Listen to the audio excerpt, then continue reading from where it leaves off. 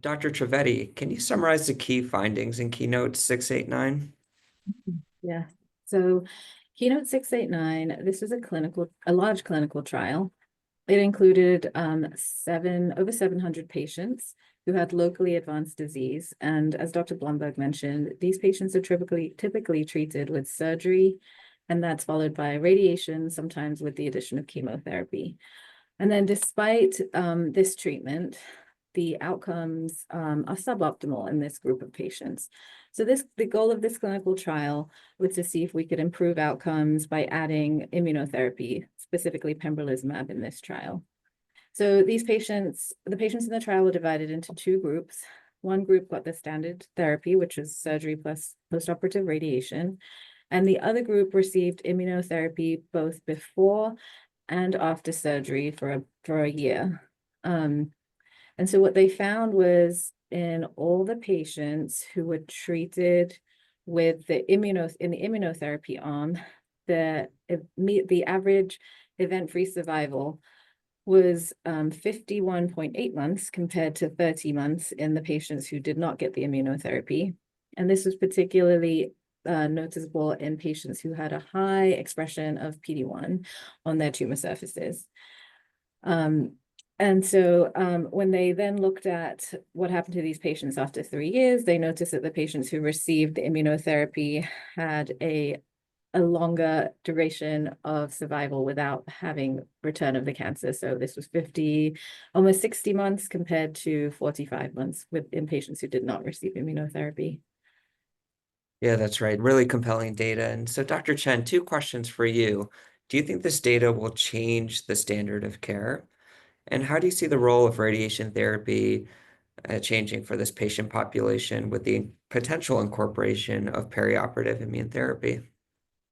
Yeah, thank you for this question, Dr. Schatz. As I look at the details of the trial, as you said, this is a very compelling trial and extremely important findings. The difference between the two treatment arms are very much significant, both statistically and clinically.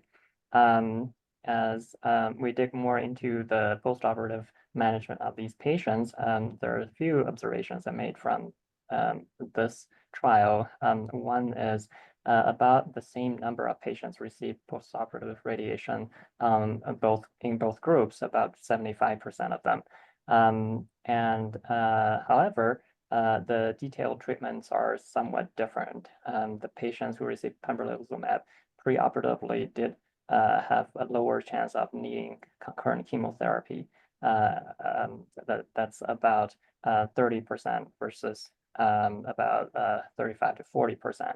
And by itself, I think this is already a significant improvement in terms of both potential cure and toxicity treatment. In addition, there is potentially a slight decrease in radiation dose in both arms. The median dose for the pembrolizumab group was about 60 gray, and the other standard group was 66 gray.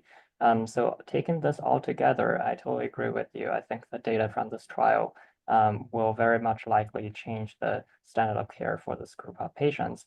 And in particular, for the postoperative management of these patients, we are very much likely to be able to both reduce the intensity of treatment in terms of radiation dose and potentially incorporation of concurrent cytotoxic chemotherapy, which will most likely lead to improvement in long-term function and quality of life.